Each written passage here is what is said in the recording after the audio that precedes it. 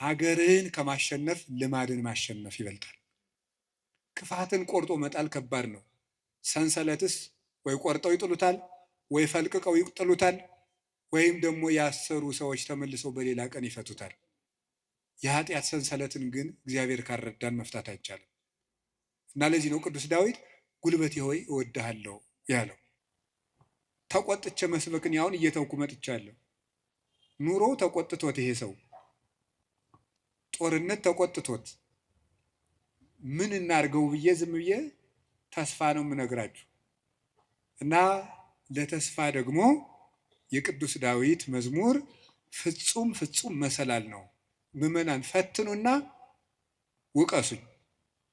መዝሙረ ዳዊት መኪና ያላችሁ ሰዎች ካላችሁ መኪናችሁ ውስጥ እቤት እንዳለው ሁሉ መኪናችሁ ውስጥ ራሱ አንዱን ችሎ የማይወርድ አንድ መዝሙረ ዳዊት ቢኖራችሁ ጥሩ ነው።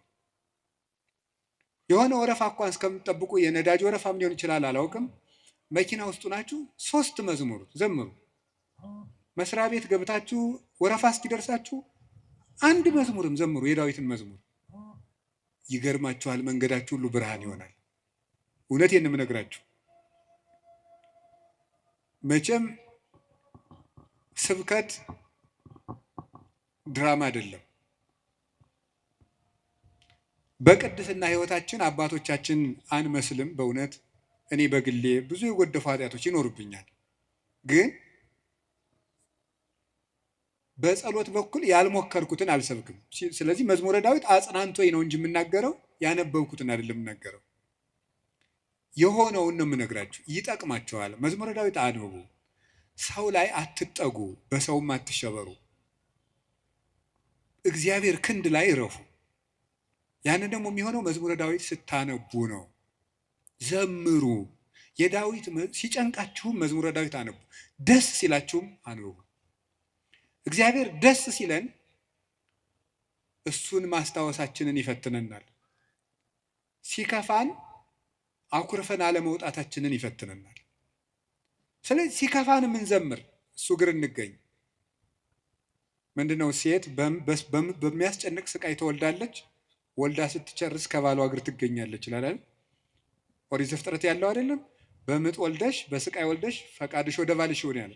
በስቃይ ትወልዳለች፣ ወልዳ ስትጨርቅ ከባሏ ጋር ትውላለች። ይሄ ማለት አንዲት ነፍስ በመከራ ተጨንቃም ከሙሽራዋ ክርስቶስ እግር ነው መገኘት ያለባት። ትርጉሙ ይሄ ነው፣ መንፈሳዊ ትርጉሙ። የቅዱስ ዳዊት መዝሙር ደግሜ ነው የምነግራችሁ። አሁን ምናልባት እዚህ ቤተክርስቲያን ውስጥ ተመልሼ ብመጣና ባስተምር ሌላ ቀንም ስለ መዝሙረ ዳዊት ልናገር ይችላል። ቅዱስ ዮሐንስ አፈወርቅ ምን ይላል? ስብከት እንዳሻሽል ከፈለጋችሁ እናንተ ያለባችሁን ችግር አሻሽሉ ብሏል። እናንተ በተመሳሳይ ሁኔታ እየኖራችሁ ተመሳሳይ ርዕስ አትስበከን አትበሉኝ።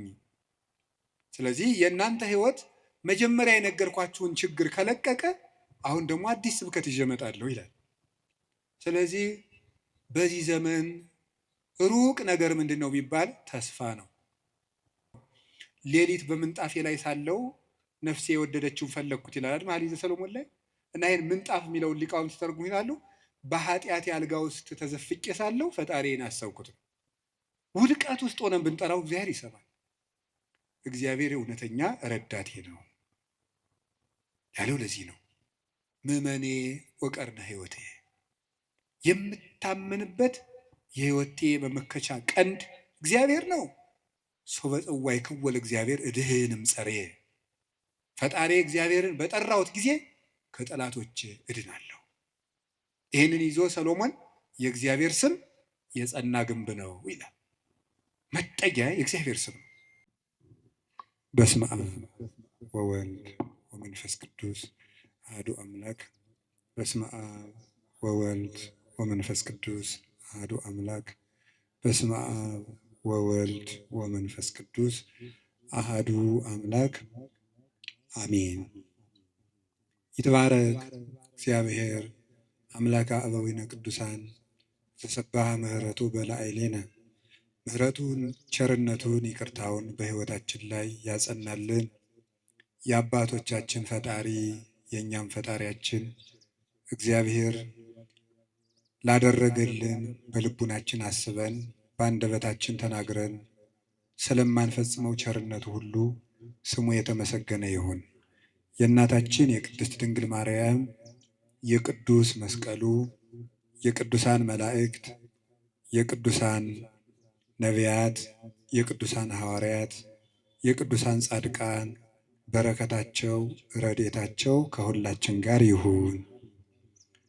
የተወደዱ አባታችን ክቡር መላከ ገነት መዝገቡ ላቀው የዚህ ታላቅ ደብር አስተዳዳሪ፣ ክቡር መምህራችን መጋቢ ብሉይ መምህር ኤልያስ የዚህ ደብር የስብከተ ወንጌል ክፍል ኃላፊ፣ የተከበሩ ወንድማችን ሊቀ መዘምራን ቴዎድሮስ ዮሴፍ፣ አሁን የዘመሩት ወንድማችንም ሌሎችም በቅድስት ቤተ ክርስቲያን አገልግሎት ውስጥ እንደ አቅማችሁ የምታገለግሉ ምዕመናን ሁሉ፣ አባቶቻችን ሊቃውንት፣ በቅድሚያ ካህናት፣ ዲያቆናት፣ የእግዚአብሔር ቤተሰቦች ሁላችሁ አሁን ዘመኑ በፈጠረው በማስተላለፊያ መንገድ በሌላም ቦታ ሁናችሁ የእግዚአብሔርን ቃል የምትሰሙ ምዕመናን ሁላችሁም ክርስቶስ ተንሥአ እሙታን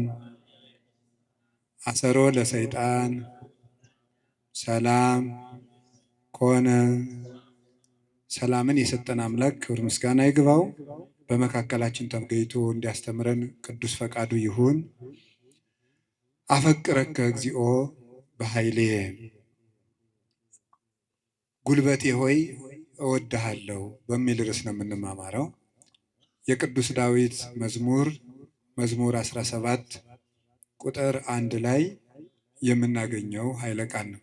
እስኪ ሁላችሁም አቤቱ ጉልበቴ ሆይ እወድሃለሁ በሉ። ደግማችሁ በሉ። አቤቱ ጉልበቴ ሆይ እወድሃለሁ በሉ። ሶስተኛ፣ አቤቱ ጉልበቴ ሆይ እወድሃለሁ። እሺ፣ መዝሙር 17 ቁጥር 1 ላይ ቅዱስ ዳዊት የተናገረው ኃይለ ቃል ነው። ሁላችሁም እንደምታውቁት ቅዱስ ዳዊት የእግዚአብሔር ፍጹም ወዳጅ ነው። በእንባው የሚታወቅ አባት ነው። ይገርማችኋል፣ በቅድስና ሰው በሚያየው የቅድስና ውበት ዳዊትን የሚበልጡ ብዙ ሰዎች አሉ። በልብ ውበት ግን ቅዱስ ዳዊትን የሚያህል ሰው የለም። ልቡ ውብ ነበረ። ብዙ ኃጢአቶችን ውጣ ውረዶችን አሳልፏል። ነፍስም ገድሏል። የሰው ሚስትም ቀምተዋል። ብዙ ኃጢአቶችን ሰርቷል። ልቡ ግን እግዚአብሔርን የሚፈልግ በእግዚአብሔር ፍቅር የተነደፈ እግዚአብሔር የሚጠማውና የሚርበው ሰው ነበር። ጌታችን ኢየሱስ ክርስቶስ በማቴዎስ ወንጌል ምዕራፍ 5 ላይ ሲናገር ብፁዓን እለ ይርህቡ በእንተ ጽድቅ፣ ስለ ጽድቅ የሚራቡና የሚጠሙ ሰዎች ንዑዳን ክቡራን ናቸው ብሎ ተናግሯል። ስለ ጽድቅ የሚራቡ ንዑዳን ክቡራን ናቸው። ይህንን ብዙ ትርጉም ያለው ሲሆን ጽድቅ የሚርባቸው ሰዎች ንዑዳን ክቡራን ናቸው ብለው ይተረጉሙታል አባቶቻችን። ብዙ ትርጉም አለው ስለ ጽድቅ የሚራቡ የሚለው። ካለ እንጀራቸው ቆርሰው አጉርሰው፣ ካለ ልብሳቸው ቀደው አልብሰው መንግሥተ ሰማያትን ለመዋጀት እነሱ ጦም እያደሩ ለወንድማቸው ለእህታቸው ረሃብ ቤዛ የሚሆኑ እነዚህ ንዑዳን ክቡራን ናቸው፣ ብፁዓን ናቸው። ሰውነታቸውን ለመግታት ቀንሰው ከፍለው በመመገብ እየጾሙ የሚራቡ ንዑዳን ክቡራን ናቸው። የእግዚአብሔርን ቃል እማር አስተምር ብለው የሚራቡ የሚጠሙ ንዑዳን ክቡራን ናቸው። ስለ መንግሥተ ሰማያት ብለው የሚራቡ የሚጠሙ ብፁዓን ናቸው። ከኃጢአት ውሃ የሚጠሙም ንዑዳን ክቡራን ናቸው። ከኃጢአት እንጀራ የተራቡም ከዚያ ነፃ የሆነ ሰውነት ያላቸው ንዑዳን ክቡራን ናቸው። የመጨረሻው ግን ጽድቅ ራሱ የሚርባቸው ሰዎች ንዑዳን ክቡራን ናቸው። ጽድቅ የሚርባቸው ሰዎች ንዑዳን ክቡራን ናቸው። አንድ ሰው በደህና ሰንብቶ ምግብ አልበላም የሚል ከሆነ በእርግጥ ሰውየው እንደታመመ በዚያ እንጠረጥራለን። አሞት የሰነበተ ሰው ደግሞ ምግብ አቅምሱኝ ማለት ሲጀምር እየዳነ እንደሆነ በዚህ እንረዳለን። ጽድቅ የሚርበው ሰው ነፍሱ ጤነኛ ናት። እግዚአብሔር የሚርበው፣ ቃለ እግዚአብሔር የሚርበው፣ ማስቀደስ የሚርበው፣ ኪዳን ማድረስ የሚርበው፣ መጸለይ ግዴታ ሆኖበት ሳይሆን ርቦት የሚጸልይ፣ ጠምቶት የሚጸልይ፣ እግዚአብሔርን ፊቱን የማየት ረሃብ ያለበት፣ የእግዚአብሔርን ፊት የማየት ጥማት ያለበት እሱ ብፁዕ ነው ማለቱ ነበር ጌታ። እንዲህ ያለች ነፍስ ካላቸው ቅዱሳን ውስጥ የመጀመሪያውን ቦታ የሚወስደው ቅዱስ ዳዊት ነው። እግዚአብሔር የሚርበው ሰው ነበር። እንዲህ ብሎ እንደተናገረ ሐሰስኩ ገጸከ ገጸ ዚአከ አሐሰስ እግዚኦ ኢትሚት ገጸከ ምኔ። አቤቱ ፊትህን እሻለሁ፣ አቤቱ ፊትህን ከኔ አትመልስ። አቤቱ ፊትህን እፈልጋለሁ፣ ከባሪያህም ተቆጥተህ አትራቅ። ኃጢአቴ ክፉ ቢሆንም እንኳን በኃጢአቴ ተቆጥተህ አትራቀኝ፣ ፈጣሪ ቸል አትበለኝ እያለ የእግዚአብሔር ፊት ይርበው ነበር። ወከመ ያፈቅር ኃየል ሀበ አንቅዕተ ማያት ከማሁ ታፈቅር ነፍሴ ሀበ እግዚአብሔር አምላኬ። ዋልያ ወደ ውሃ እንደሚናፍቅ ሰውነቴ እግዚአብሔርን ተጠማች። ሲሳዬ ኮነኒ አንብዕየ፣ የፈጣሪን ፊት ያለው ብዬ የማለቅሰው እንባዬም ምግብ ሆነኝ። ወተሐውከት እማት ዓይኔ ይላል በሌላው፣ ዓይኖቼ ያንተን ፍርድ ከመፍራትና ፍቅርህን ከመፈለግ የተነሳ እንደ ተቆጡት ልጅ ብክን ብክን አሉ። ወአራስኩ ምስካቤ ወበአንባዬ አራስኩ ምስካቤ፣ በእንባዬም አልጋዬን ምንጣፌን አርሰዋለሁ ያለ ይናገራል። በሌላኛው የመዝሙር ክፍሉ ደግሞ አምላኬ አምላኬ እገይስ ሀቤከ፣ ፈጣሪ ሁልጊዜ በእግረ ልቡና ወደ አንተ ገሰግሳለሁ። ጸማት ነፍሴ ለከ፣ ሰውነቴ አንተን ተጠማች። ማይዜ እበጽሕ ወእሬይ ገጾ ለአምላኬ፣ ደርሼ የፈጣሪን ፊት የማየው መቼ ነው ይላል። እስከ ማይዜኑ እግዚኦ ትረሳኒ ለግሙራ፣ አቤቱ ፈጣሪ እስከ መቼ ትዘነጋኛለህ? ደክማ አይንቴ እንዘ ይብላ ማይዜ ትመጽእ ሀቤ፣ ዓይኖቼ መቼ ወደ እኔ ትመጣለህ እያሉ አንተን በመጠባበቅ ፈዘዙ፣ ደከሙ። ማይዜ ትመጽእ ሀቤ፣ ወደ እኔ የምትመጣ መቼ ነው? ወአሐውር በየዋህተ ልቤ ማእከለ ቤቴ፣ አንተን በመጠበቅ በልቡና ቀንነት ጸንቼ እጠብቅሃለሁ። እግዚአብሔር እድል ፈንታዬ ጽዋ ተርታዬ ነው። ያለ እግዚአብሔር ምግቡ፣ እግዚአብሔር ልብሱ፣ እግዚአብሔር መጠጡ ነበር። ፈጣሪ ወበምስካቤኒ እዜከረከ፣ ሳንቀላፋም አንተን እያሰብኩ አንቀላፋለሁ፣ በመኝታዬም አስብሃለሁ። ፈጣሪ አንተ ብከ ተገደፍኩ እማሕፀን፣ በእናቴ ማህፀን በአንተ አምኜ ተጣልኩኝ። አንተ አምላኬ እምከርሰ አምላኬ፣ ፈጣሪ በእናቴ ማህፀን ሳለሁ አንተ አምላኬ ነህ። እናቴ የበላችው ተጭኖ የጠጣችው አንዝዞ እንዳይገለኝ የጠበቅከኝ ከእናቴ ማኅፀን ጀምሮ አባቴና እናቴ የእውነተኛ ረዳቴ መጠጊያዬ አንተ እግዚአብሔር ነህ። እግዚአብሔር ብርሃኔና መድኃኒቴ ነው። እግዚአብሔር ያበርሊተ እግዚአብሔር ብርሃኔ መድኃኒቴ ነው። ምን ያስፈራኛል? እግዚአብሔር ምእመና ለሕይወቴ ወምንትኑ ያደነግጸኒ። እግዚአብሔር የሕይወቴ መታመኛዋ ነው። ምን ያስደነግጠኛል? እመኒ ሮዱኒ ጸባይት ወመኒ ጸባአኒ ተአይን እየፈራሃኒ ልቤ። ሀገር ተነስቶ በእኔ ላይ ቢከበኝ ልቤ አይደነግጥብኝም፣ በእግዚአብሔር እታመናለሁ እና። ወምስካየ ውእቱ አምላኩ ለያዕቆብ፣ የያዕቆብ ፈጣሪ መጠጊያችን ነው።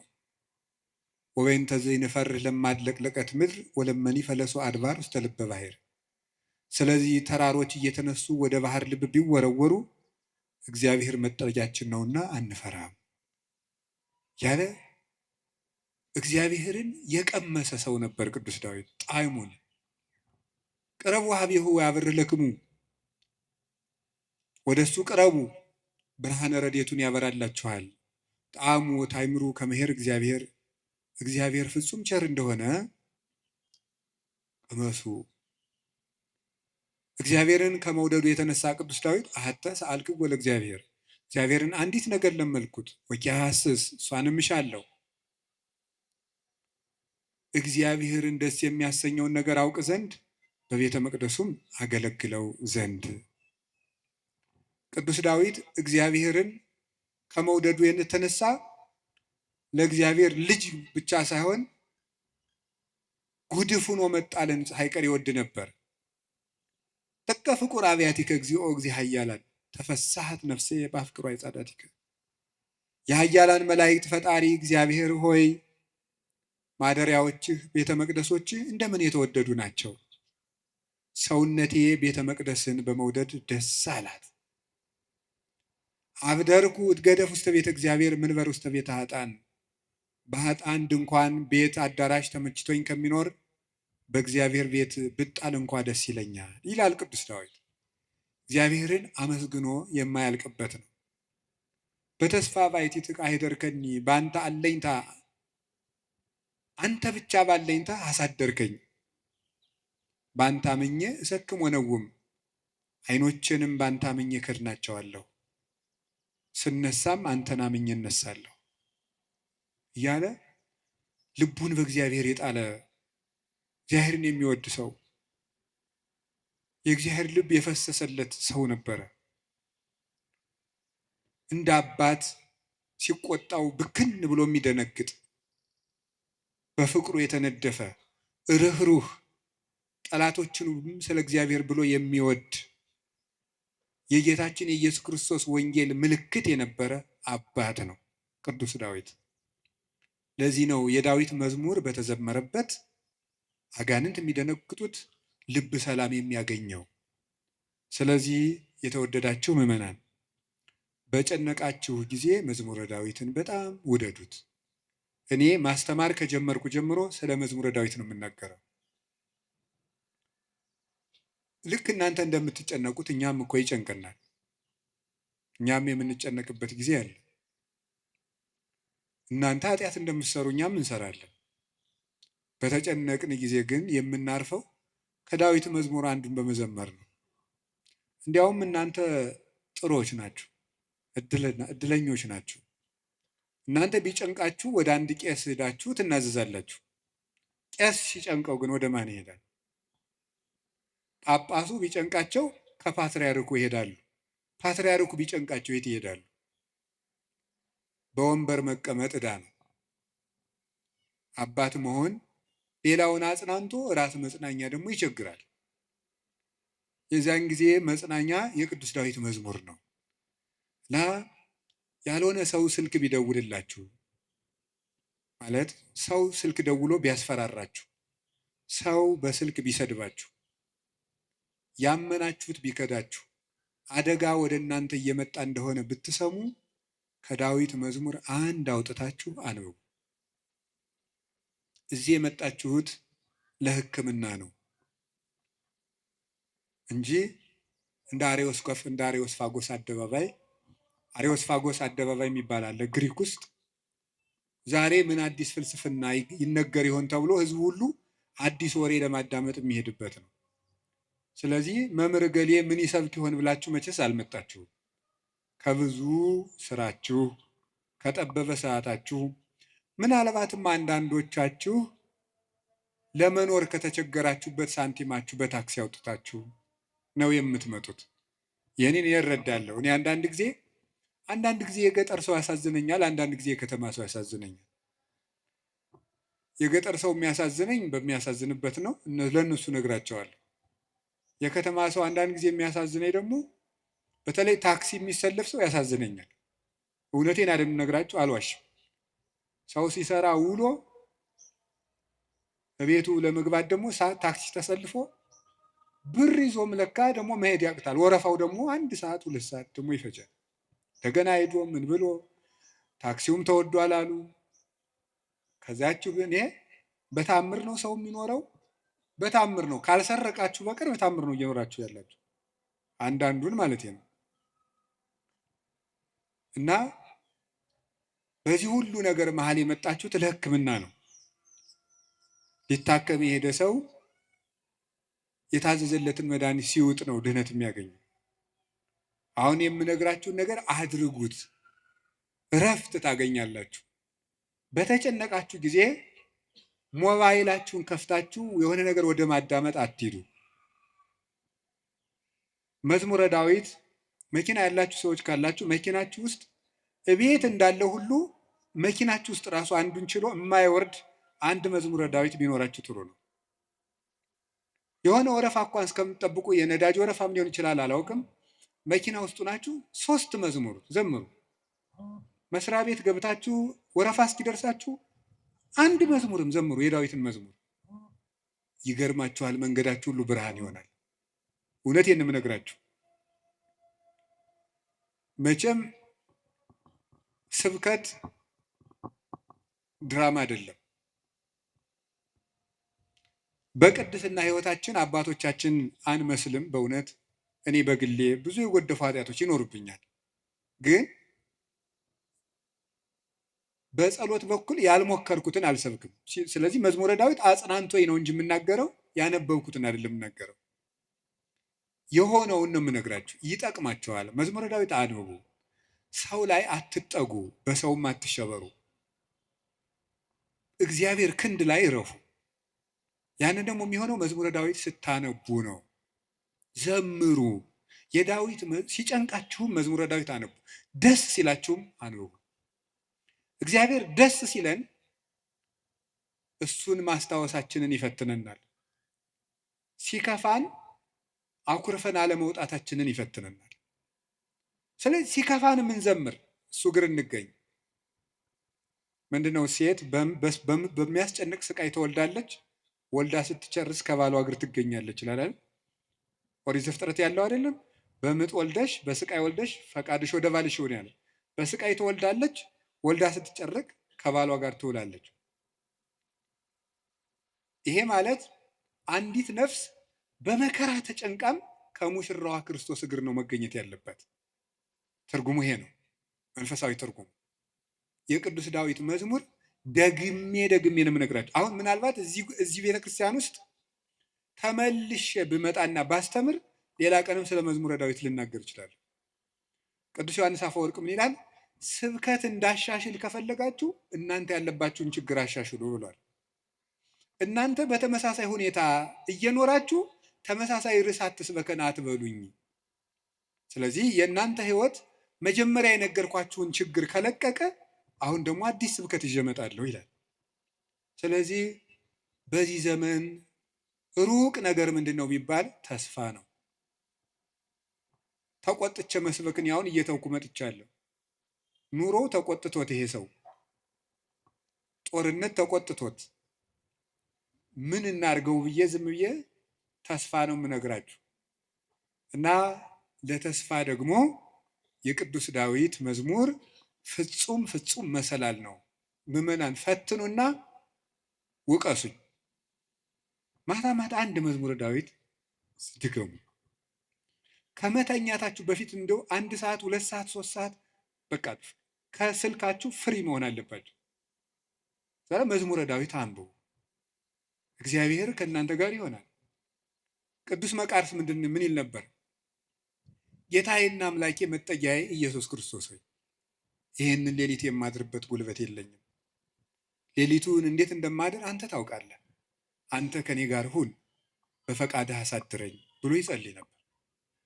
ስለዚህ የቅዱስ ዳዊትን መዝሙር ጸለያችሁ አንብባችሁ ተኙ። ማለዳችሁን እግዚአብሔር ማታውን የቀደሰ ሰው ማለዳውን ይቀድሳል። ማታችንን ካበላሸ ነው ማለዳችንም ይበላሻል። ማለዳችን ከተበላሸም ማታችን ይበላሻል። ማለዳም በመዝሙረ ዳዊት እንጀምር ሲሆን አንዳንድ መዝሙራትን በቃላቸው አጥኑ።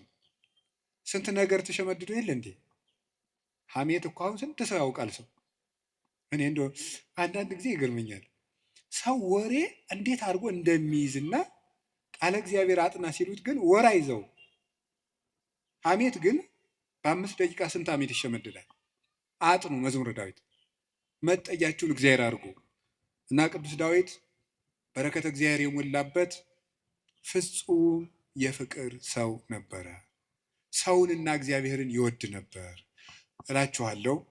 የቅዱስ ዳዊት በረከቱና ረድኤቱ አሸናፊነቱ ጭምር ከሁላችን ጋር ይሁን።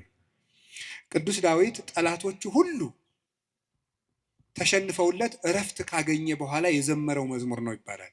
መዝሙር 17 ጠላቶች ሁሉ አርፈውለት የዘመረው መዝሙር ነው ይላል። በእኛም ላይ የሚነሳብንን ነገር ሁሉ እግዚአብሔር ያሳርፍልን፣ እረፍት ይስጠን መድኃኔዓለም። ስለዚህ ምን አለ? አቤቱ ጉልበቴ ሆይ ተናገሩ እንጂ በሉ ሁላችሁ። እኔን መሰላችሁ እንደ እግዚአብሔርን እኮ ነው በሉ። እሺ አቤቱ ጉልበቴ ሆይ በሉ። እሺ ማን ነው እንደዛ የሚለው? እግዚአብሔር። በጣም የሚያስደንቅ ነገር ነው። እኔ እንግዲህ 3-4 ነጥቦችን ልንገራችሁ። እግዚአብሔር ለምንድን ነው ጉልበት የሚባለው የሚለውን የምነግራችሁ። አፈቅረክ እግዚኦ በኃይሌ፣ ኃይልን ስላደረክልኝ አመሰግንሃለሁ ነው የሚለው። ኃይልን ስላደረክልኝ አመሰግንሃለሁ።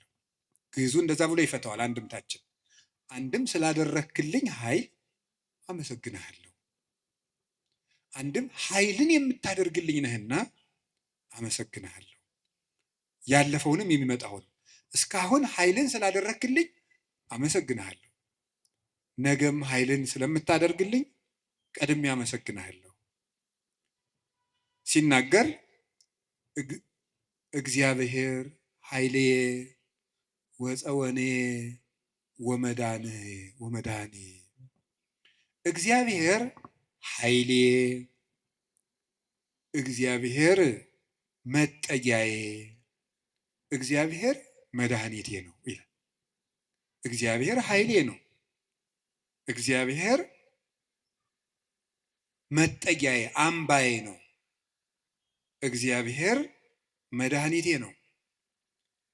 ሊቃውንት ሲፈቱት እግዚአብሔር ብዋጋ ማሸነፊያዬ ጋሻዬ፣ ብሸሽ መጠጊያዬ ነው ይላል። ሰልፍ በመጣ ጊዜ ድል የምነሳበት እሱ ነው፣ በሸሸው ጊዜ የማመልጥበት መጠጊያ እሱ ነው፣ የሚያድነኝም እሱ ነው የሚለውን ሊቃውንት ሲተረጉሙት የማያድን አምባ አለና ይላሉ። የማያድን አምባ አለና እግዚአብሔር ግን የሚያድን አምባ ነው ይላል። ብዙ ሰዎች የተጠጉበት አምባ ሁሉ አላዳናቸውም። አይታችሁ እንደሆነ ማለት ነው። እየሰማችሁ ነው? አዎ። የተጠጉበት አምባ ሁሉ አላዳናቸውም። እንዲያው ብዙ ሰዎችን ሰው ሲያሰቃዩ የነበሩ ነገስታትን ሁሉ አንዳንድ ጊዜ ነገስታትን፣ ኃያላን ሰዎች፣ ንፉግ ባለጸጎች፣ እነዚያን ሁሉ ታሪክ እንደ ቁጭ ብዬ ሳስበው ብዙዎቹ ያ ነገራቸው እንዳጠፋቸው ነው የምታዩት። ጉድጓድ ውስጥ ከተማ ሰርተው የሚኖሩትን ሁሉ መርምሮ አውጥቶ አንጠልጥለው የሚገል ጥሎባቸዋል። ሁሉንም ማለት ነው። የማያድን አምባ አለና 100 ኪሎ ሜትር የምድር ውስጥ ከተማ ቢሰራ አንድ ሰው አይድንም። እግዚአብሔር ፊት ከሆነ ግን መሀል ላይ እዚህ መሀል ከተማ ላይ ምንም አይሆንም። በህዝብ መሀል ተሰውሮ ምንም አይሆንም። ዛሬ አቡነ ገብረ መንፈስ ቅዱስ ናቸው እንደምታውቁት። አቡነ ገብረ መንፈስ ቅዱስን አንዱ መነኩሴ ሂድና ጾም እንዲህ ያለ ቤተክርስቲያን ቅዳሴ ቀድሰን አሉት። አይ እንዴት አድርጎ ይሆናል? መነኩሴው በአብይ ጾም ከተማ ለከተማ እየዞረ ይሉኛል አሉ። ምዕመናን ከባዶች ናቸው እኮ ለማማት አይደለም። እኔ ግን ምዕመናን አንድ ነገር መናገር እፈልጋለሁ። እሱ ምንድን ነው? እኔ አሁን እግዚአብሔር ጸሎታችን አልሰማን ያለ የሚመስለን በካህናት ላይ ያላቸው እምነት እየቀነሰ ስለመጣ ነው። እውነት ነው፣ እኛ ኃጢአት እንሰራለን። ግን ኃጢአታችን ለራሳችን ትታችሁት እናንተ በእግዚአብሔር ብታምኑ ትጠቀሙ ነበር። ግን ነውር ለቃሚ ሆናችኋል። ከዚያ የተነሳ አትጠቀሙ። እኔ አሁን ሰሞኑን አይቻለሁ። የሄድኩበት ሀገር ገብቶ ይቀድሳል። ቀድሶ ሲወጣ ሲጋራ እያጨሰ ነው የሚሄድ ቄሱ። አሁን የኢትዮጵያ ካህናት ይሄን ብታየው አትሰቅሉንም? መሀል ከተማ ላይ አይ ጳጳስ ሲያጨስ ነው አይቻለሁ። ጳጳስ እያጨሰ ምን ትላላችሁ እስቲ? አሁን ጳጳሱ ሲጋራ እያጨሰ ቡል እኔ ጳጳሳት ያጭሱ የሚል አዋጅ አልናገሩም። እነሱም አይሰሙኝም ብል ራሱ እሱም አይሰሙም። የእኛ ጳጳሳት እኔ አያደርጉም፣ አይሰሙም። ግን ማለት የፈለግኩት ሲጋራውን ቡል እያደረገ መጥተው እጁን ሳም አድርገው ትሄዳሉ ምዕመናን። እኔ በዓይኔ እኮ ነው ያየሁት። ትናንት ራሱ አይቻለሁ። ዛሬ ጠዋት ነው የገባሁት። እነሱ እንደዛ ነው የሚያደርጉት። እግዚአብሔር ጋር እንጂ ሰው ነውር ላይ አይደለም የሚጠረጠሩት። ጉልበታችን መምጣት ያለበት ወደ እግዚአብሔር እንድንጠቀም መጠጊያ ማድረግ ያለብን እግዚአብሔርን ነው። የዘመን ጉዳይ እንጂ ማንም ሰው ከእግዚአብሔር ተለይቶ የተጠጋበት አምባ ሁሉ አይረባውም፣ አይጠቅመውም።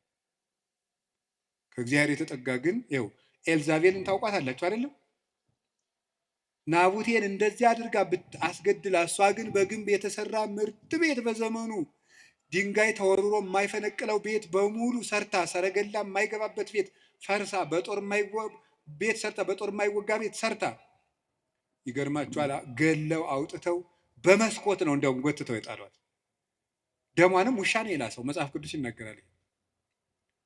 የሚያድን አምባ እግዚአብሔር ነው። የሀብት አምባም አያድንም፣ የዘመድ አምባም አያድንም፣ የጦር የሰረገላ አምባም አያድንም። አንድ ሰው ብዙ ቀን ክፉ ነገር አልደረሰበትም ማለት መጨረሻው ያምራል ማለት አይደለም።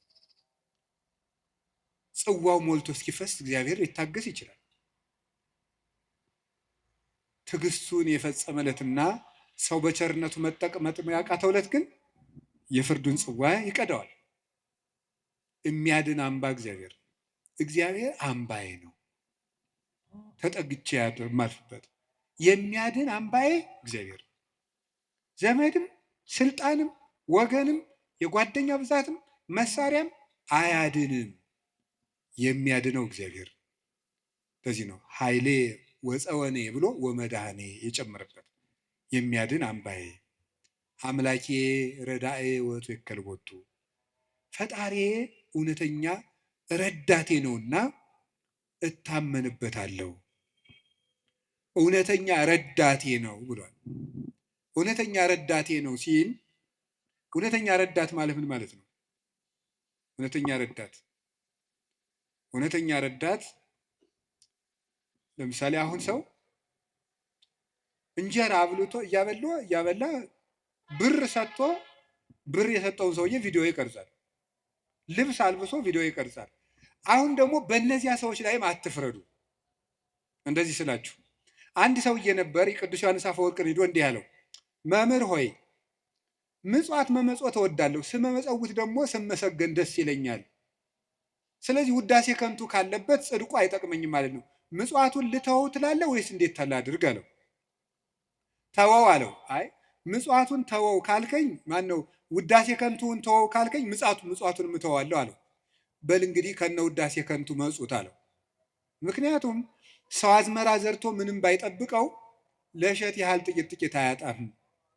አንተም ከነ ውዳሴ ከንቱ ስጥ ዝም ብለህ፣ እግዚአብሔር በረዴቱ ዋጋ አይነሳህም አለ።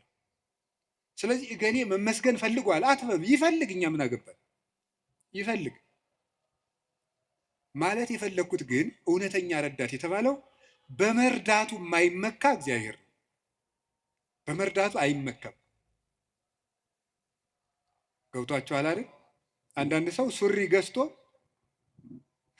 አቀማመጣችሁን ሁሉ ኦዲት ማድረግ ይጀምራል። ሱሪ ከገዛላችሁ አንተ ጭቃ ላይ ለምን ትቀመጥ የሚል ሱሪቱን እያየ ነው እሱ ስለገዛል ሊል ይችላል ነው። እኔ ያላየው እንደዛ የሚያደርግ ሰው አይቻል አውቅም። እንደሱ ነው የምታደርገው የሚል ማለት ነው። በይፋ መከራ የሚያያለ እውነት የሚመጻደቅ አሀ ኧረ እንረጋጋ። በማን ላይ ነው ለዚህ የበቃል? አናውቅህም፣ ውሃ ቀቅለህ የምታድር አልነበርክም የሚል ሰዋል። እንደዚህ ጠቅ የሚያደርግ በነገር መርሽ። እግዚአብሔር እንደዚያ ባሽሙር አይወጋም ሰጠው ብሎ እውነተኛ ረዳቴ ነው ያለው እሱ ነው። እግዚአብሔር ሳይሰለች ይረዳል። ሳይሰለች ይረዳል። ሁልጊዜ ነው የሚረዳው። እግዚአብሔር ምንድን ነው የምትሉት? አንኮንዲሽናል ላቭ ነው የምትሉት መሰለኝ አሉ። የእግዚአብሔር ፍቅር ሁኔታ የለውም ማለት ምን ማለት ነው? ጥሩ ሰው በሆንኩ ቀን የረዳኝ እግዚአብሔር በረከስኩ ቀን አይተወኝም። ስለዚህ እግዚአብሔር እውነተኛ ረዳት ነው። ሰው ግን ቀን የጣለለታ ጥሎ ይሄዳል። እግዚአብሔር እውነተኛ ረዳት ነው። ሁሉ ነገር ሲያልቅ ብቻችን ስንቀር አብረውን የሚቆም እሱ ነው። የእግዚአብሔር ቤተሰቦች እግዚአብሔር እውነተኛ ረዳት ነው ማለት እሱ ነው። መርጦ አይረዳም። እግዚአብሔር አሽቃብጡልኝ አይልም። አሁን እኮ በጣም እኔ እንደው አንዳንድ ጊዜ ይገርማል። አሁን ለምሳሌ ለቤተ ክርስቲያን እንኳን ሰው ስራ ለመስራት ትሪትመንት ይፈልጋል። እንዲህ ይባላል እኒህ አቶ ገሌ በእውነቱ ለዚህ ቤተክርስቲያን ዋና ቀኝ እጅ ናቸው ካልተባለ ደስ አይለውም ሰው። ይሁን እኔ እንግዲህ እዚህ የዚህን ደብር አላልኩም፣ ኦል ኦቨር ዘ ወርልድ ነው። ገብታችኋል አይደለም? የዚህን ደብር ማለት ሳይሆን በቃ በአጠቃላይ ሰው ነው። ሰው እኔንም ጨምሮ ማለት ትሪትመንት በቃ ኮሚኒኬሽኗ ካላማረች ወይ አለቃው ወይ ሰባኪው ወይ መምህሩ ገብረ ስላሴ ወለተ ስላሴ መጣችሁልን አልተባለ አይሆን። እግዚአብሔር እንደዚያ አይደለም። አሁን ዝም ብለህ መተህ እግዚአብሔር ሆይ ሳንል ዝም ብለን እንዲሁ ቆም ምብንን ይሰማል፣ ልብን ያዳምጣል እግዚአብሔር። እለትሰምዑ ለሆሳሰ ልብ። ቆይ በኋላ የኔታ ይሉላቸዋል መላከ ገነት። እኔ በዚህ በጩኸቱ ዓለም ስለሌለውበት እሳቸው ይሉልናል። ይሄ መልካ ሕማማትና በጣም ደስ ይለኛል። ስለ ስላሴ የሚነገር ነውና እለትሰምዑ ለሆሳሰ ልብ። ደስ ሲል ስላሴ የልብን ሹክሹክታ የሚሰሙ የልብን አፍን አይተው ሳይሆን ነገር አሳምሮ ተናግሮ። እኛ እኮ ኮሚኒኬሽን ስኪል ተብሎ ኮርስ እየተሰጠን ነው። ሰው የሚወድልህ ወግ እንዴት አድርገህ ታዋጋለህ ነው ጨዋታው። መከራ አድርገህ ማዳመጥ አንዱ ስኪል ነው ምናምን። የሰዎችን ጥቅም አስቀድም፣ ምንትስ እንደዚህ በል፣ የቃላት ምርጫ ይኑርህ። እግዚአብሔር እንደዚያ ሳይል ጥሩ አድርገው ተናገሩ። ፍልስፍና ተምረዋል፣ ዲግሪ ያላቸው አነጋገር ይችላሉ። መግቢያው እንዴት ነው? ሀተታውሳ ኮንክሉዥኑ ጥሩ ነው አይልም። እግዚአብሔር ልብን ይሰማል። ልብን የሚሰማ እግዚአብሔር ነው። ሐና የሳሙኤል እናት ሐና ምንም እኮ ነገር አላለችም። በልቧ ነበር የምታተኮትኩ። እግዚአብሔር የልቧን ይሰማል። እግዚአብሔር የልቧን ይሰማል። ሌሎችም እና እግዚአብሔር ልብን ያያል፣ ሰው ፊትን ያያል የተባለ ለዚህ። አንዳንድ ጊዜ እውነቴን ነው የምነግራችሁ፣ መታችሁ የምትሉት ከጠፋችሁ ብትችሉ ዝም ብላችሁ የአባታችሁ ቤት አላለ ቁሙ፣ ዝም ብላችሁ እዚህ ገብታችሁ ራሱ። አንዳንድ ጊዜ ጭንቀት ይበዛና ቃላት ያጥርና ኃጢአት ይደራረብና አፍን መክፈት ያቅታል። ገብቶ ዝም ብሎ ቢቻል ማልቀስ ጥሩ ነው። እግዚአብሔር ከሺህ ቃላት አንድ ዘላላ እንባን ይወዳል። እዚህ ገብቶ ማልቀስ እና እግዚአብሔር እውነተኛ ረዳቴ ነው። ወረት የሌለው ትናንት ረድቶ ዛሬ ችል የማይል አፍ ላይ የሌለው በሌላ ፍቅር የማይወሰድ ወዳጅ የማይለውጥ ስንለወጥ የማይለወጥ አባት እግዚአብሔር ነው። ደግሞ የማይደክመው የማይሰለች ለሁሉም የሚበቃ አባት እግዚአብሔር ነው። እኔ ለምሳሌ አሁን እንዳንድ የቤተ ክርስቲያን መነኩሴ አሁን ለምሳሌ 3 ሰዎች ሊያነጋግሩ ቢፈልጉ 3 ሰዎች እንዳነጋገርኩ መሽቷል ደህና ደሩ ቤት እግዚአብሔር ይህን ሁሉ ሰው በአንድ ጊዜ ይሰማል። ታዲያ እውነተኛ ረዳት አይደለም ነው? አንድን የቤተ ክርስቲያን አባት በጣም ትልቅ ሰው ቢሆን ሁልጊዜ ከሌሊቱ 6 ሰዓት ብትደውሉበት አንተ ስራ የለህም ስርዓት አትይዝም በዚህ ሰዓት ይደወላል ሊሉ አይችሉም? ይላሉ። እግዚአብሔር መንፈቀ ሌሊት ብንጠራው አለ። እግዚአብሔር ሊነጋ ሲል ብንጠራው አለ። እግዚአብሔር የትም ሆነን ብንጠራው አለ። ገደል ውስጥ ብንጠራው አለ። የረከሰ ቤት ውስጥ ሆነን ብንሰራው ምንድነው ሌሊት በምንጣፌ ላይ ሳለው ነፍሴ የወደደችውን ፈለግኩት ይላል መኃልየ ሰሎሞን ላይ። እና ይህን ምንጣፍ የሚለውን ሊቃውንት ሲተረጉሙ ይላሉ በኃጢአት አልጋ ውስጥ ተዘፍቄ ሳለው ፈጣሪዬን አሰብኩት። ውድቀት ውስጥ ሆነን ብንጠራው እግዚአብሔር ይሰማል። እግዚአብሔር እውነተኛ ረዳቴ ነው ያለው ለዚህ ነው። ምእመኔ ወቀርነ ሕይወቴ፣ የምታመንበት የሕይወቴ መመከቻ ቀንድ እግዚአብሔር ነው። ሰው በጽዋ ይከወል እግዚአብሔር እድህንም ጸርየ፣ ፈጣሪ እግዚአብሔርን በጠራሁት ጊዜ ከጠላቶች እድናለሁ። ይህንን ይዞ ሰሎሞን የእግዚአብሔር ስም የጸና ግንብ ነው ይላል። መጠጊያ የእግዚአብሔር ስም፣ የእግዚአብሔር ስም ሲጠራ እግዚአብሔር የሚል ስም ሲጠራ ምድርና ሰማያት ይደነግጣሉ። ኢየሱስ የሚል ስም ሲጠራ ምድርና ሰማያት ይደነግጣሉ። ፊልጵስዩስ ምዕራፍ 2 ላይ አለላቸው ከመለስሙ ለእግዚእነ ኢየሱስ ክርስቶስ ይስግድ ኩሉ ብርክ ዘውስተ ሰማይ ወዘውስተ ምድር ወዘበታሕቲሃ ለምድር።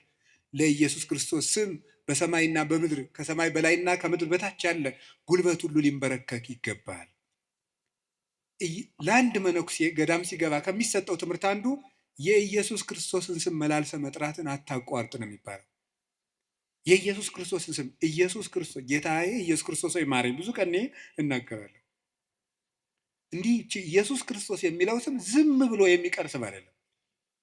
ዲያብሎስ የሚፈራው ኢየሱስ የሚለውን ገና ሳይጨርሰው ቅዱስ እንጦንስ ነበር የከበቡት አጋንንት የተበተኑት። በገድለ ቅዱስ እንጦንስ እንደተጻፈ ክርስቶስ ኢየሱስ አማኑኤል እግዚአብሔር ብሎ መጥራት ዝም ብሎ አይደለም። በፍቅር ጥሩት፣ ጉልበት ይሆናቸዋል። ስለዚህ ጉልበቴ ሆይ እወድሃለሁ ያለው ከዚህ የተነሳ ነው። የእግዚአብሔርን ስም በጠራሁት ጊዜ ከጠላቶች እድናለሁ። ፈሪ አትሁኑ፣ ጠንቋይ አትፍሩ። ውሸታም ነው ጠንቋይ፣ አትፍሩ። ምናልባት እደግምባችኋለሁ ምናምን ቢል ምንም አትፍሩ። አሁን ይሄ ድሮማ ምን ያደርገ ይሄ ጠንቋዩ ሁሉ ጨው በቂጣ ቅቤና በርበሬ አንድ ላይ ሆኖ በገጠር በነገራችሁ ላይ ጨው የሚባል በርበሬ ነው እና በጣም ይገርማል። እና በጨው እንጀራ በላው ካልክ ሳልት አይደለም እንትን ነው በርበሬ ነው። እና በጨውና በቅቤ ተቀብቶ ቂጣ ያንን ያዞሩና አጋንንቱ ምናምን ብለው ደጋሞ ቱቱቱቱ ብለው መንገድ ላይ በቃ እያማተበ መብላት ቄስ ተመስገን እያለ በስመ አብ ወወልድ ወመንፈስ ቅዱስ ግጥም አድርጎ ነው። የሰይጣን እንጀራ የለውም። ማን አባቱ ነው ለሰይጣን እንጀራ የሰጠው? ይቅርፋት አምዳ ምንም የለውም ማምላክን። ሰይጣን ደግሞ የት አባቱ ነው እንጀራ ያለው? ደግሞ መቼ የቆፈረውን መቼ የፈጠረውን እንጀራ ነው። እንጀራን ለሰይጣን አትስጡ፣ ለምንም አትስጡ። አትደንግጡ። በእስራኤል ላይ ጥንቆላ በያዕቆብ ላይ ሟርት አይሰራም አይደለም ነው የእግዚአብሔር መጽሐፍ እንደዚህ ነው። የእግዚአብሔር ስም የጸና ግንብ ነው። እኔ ሁልጊዜ እናገራለሁ፣ የካህናት ስልጠና ስሰጥም እናገራለሁ። ምናልባት ድግምት የሚችል ሰው ካለ ጀግና እለዋለሁ፣ ይድገምብኝ ብዬ አውቃለሁ። አሁንም ይቻላል። እንደ ወንድ የሆነ ጀግና በዓለም አለ የተባለ ጠንቋይ ይድገምብኝ ብዬ አውቃለሁ። ይኸው አሁንም የምትሰሙ ካላችሁ ድገሙብኝ። እኔ በጌታችን በመድኃኒታችን በኢየሱስ ክርስቶስ ስም ፍጹም አምናለሁ። ምግባሬ ከሰው ድሃ ልሆን ይችላል።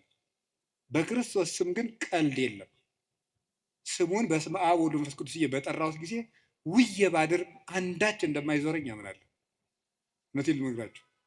አሁን እኔ ሰው በጫማ ይደገምበታል በምናምን ይችላል። እኔ ጫማዬን ትቼው ነው የምመጣው፣ ውጭ ትቼው ነው የምገባ። መድገም ይቻላል። 4 ነጥብ። ምንም አልሆነም። እናቱ ድንግል ማርያም ለእኔ መጠጊያዬ ናት። በእናትነቷ ምንም ቢሆን ከእሷ አቅፍ እጠጋለሁ። እንደዛ ከሆነ ደግሞ ምንም ሊሆን አልችልም። ስለዚህ አባ ጊዮርጊስ የተናገረው ሁልጊዜ የምወደው ቃል አለኝ። ለመኮነ ሰማይ መድሄ ወምድርኒ ማይረፀ እመተጣበቁ ለሐሪጾቴ ምንተ እንከ ይረስዩኒ ለማ አንቲ ምስሌ። ሰማይ መጅ ምድር ወፍጮ ሆነው አጣብቀው ቢፈጩኝ አንቺ ከኔ ጋር ከሆንሽ ምን እሆናለሁ? ኦግዝቴ ቅድስት ድንግል ማርያም ዘበብራይስጢ ማርያም፣ በብራይስጢ ማርያም የምትባይ እመቤቴ ቅድስት ድንግል ማርያም ሆይ ለመወልድኪ አፍቀረኒ መኑ ይጸልአኒ። ልጅሽ ከወደደኝ ማን ይጠላኛል? ፀሐይ ይሴብሐኒ ወወር ይባርከኒ ወከዋክብት ይቀድሱኒ። ልጅሽ ከወደደኝ ፀሐይ ይዘምርልኛል፣ ጨረቃም ያመሰግነኛል፣ ከዋክብት ይዘምሩልኛል። በእኔ ላይ ማንም በጠላትነት መነሳት አይችልም ይላል አባ ጊዮርጊስ። ልጅሽ ከጠላኝ ግን ማን ይወደኛል? ሰውን ልላችሁ የፈለግኩት ፈሪ አትኑ። ጠንቋዩን ይሄ ምናምን ውሸታውን እንደዚህ የሚለውን አትስሙት። በደግም ባለው ማንም ድሪቶ የፈለገውን ቢያይ ፈሪ አትሁኑ። በሙሉ ልቤ የማምነውን ኢየሱስ ክርስቶስን እንዲህ ይናገራለሁ፣ እውነቴን ነው። ስለዚህ እግዚአብሔር የምዋጋበት የደህንነት ቀንድ በሬ በቀንዱ እንደሚጠበቀው እኔ በእግዚአብሔር ተጠብቄ እኖራለሁ ይላል ቅዱስ ዳዊት።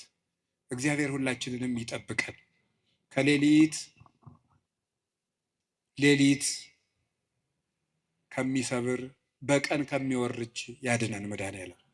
ሁላችን በሰላም ወጥተን እንድንገባ ይፍቀድልን። ስለዚህ ጉልበቴ ሆይ በሉ እስኪ ምን አላችሁኝ? በሉ እንጂ። ስለዚህ ጉልበቴ ማለት ኃይሌ ማለት ነው። አሁን ትንሽ ነገር ስለዚህ ተናግሬ ትምህርቴን ለመቋጨት ልሞክር።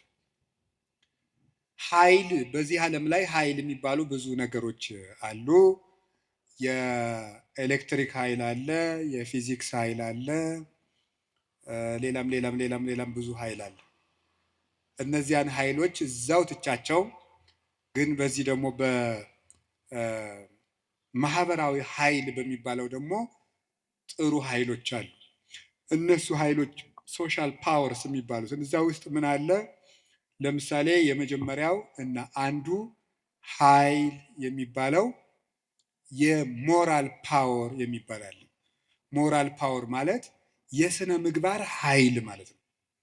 የስነ ምግባር ኃይል የሚባለው ሁለት ይከፈላል። የመጀመሪያው አርአያነት ይባላል። አርአያነት ብዙ ከሚናገር አንድ ድርጊት ያለው ሰው ዓለምን ይመልሳል። እንግዲህ በዚህ በፔዳጎጂ ትምህርት አዲስ አበባ ዩኒቨርሲቲ ያሳተመው አንድ መጽሐፍ ላይ እኔም አንብቤያለሁ። ሰዎች በመማር ማስተማር ሂደት ውስጥ መጀመሪያ የሚያስታውሱት ያዩትን ነው። መጀመሪያ ያዩትን ነው። መስማት መጨረሻ ላይ ነው። ወይም በተግባር አራቱን ባስቀምጠላችሁ ሰው የሚያስታውሰው መጀመሪያ ያደረገውን ነው፣ ቀጥሎ የተናገረውን ነው፣ ሶስተኛ ያየውን ነው፣ አራተኛ የመጨረሻ ደረጃ የሚወጣው ሰው የሚያስታውሰው የሰማውን ነው። ከዝቅተኛ ወደ ከፍተኛ በወስዳችሁ ደግሞ ሰው የሚያስታውሰው የሰማው ነው። በዝቅተኛ ደረጃ የሚያስታውሰው የሰማውን ነው። ቀጥሎ ከሰማው ይልቅ ያየውን አይረሳም። ካየው ይልቅ የተናገረውን አይረሳም። ከተናገረው ይልቅ ያደረገውን አይረሳም የሰው ልጅ። ስለዚህ ሰውን ብዙ ከምትነግረው አሳየውን። አርአያነት ገዢ ነው እና በዓለም ላይ ትልቅ ተጽዕኖ አሳዳሪ ሀያላን ሰዎች የሚባሉት የሚያደርጉ ሰዎች ናቸው። በአርአያነት የሚያደርጉ የሚያስገድዱ ሰዎች ለጥቂት ቀን ሰው ፈርቶ ያገለግላቸዋል። አርአያ የሚሆኑ ሰዎች ግን የሰውን ልብ ሳይዋጉ ይገዛሉ ይባላል። አርአያ የሚሆኑ ሰዎች ዓለሙ ሁሉ ለምሳሌ አንድ ነገር እንገራችሁ። ቅዱስ እንጦንስን ታውቁታላችሁ አይደለም? ቅዱስ እንጦንስ ግብፅ ሲገባ አንድ መነኩሴ ነው። አሁን በኢትዮጵያ ብቻ ስንት አንድ 2000 3000 ገዳማት አይኖር ኢትዮጵያ ብቻ። ለምሳሌ እኔ የምኖርበት ገዳም ብቻ 300 መነኩሴ አለ። ስለዚህ ምን ማለት ነው ተመልከታችሁ። አንድ እንጦንስ አልተዋጋም፣ የፈላስፎች የንግግር ጥበብ የለውም፣ ስብከት አልሰበከም። በኑሮው ግን የግሪክ ፈላስፎችን ሁሉ ወደ በረሃ እየጠራ መነኩሴ ያደረጋቸው። የአርአያነት ኃይል ከንግግር ኃይልም ከጦርነት ኃይልም ይበልጣል ይባላል።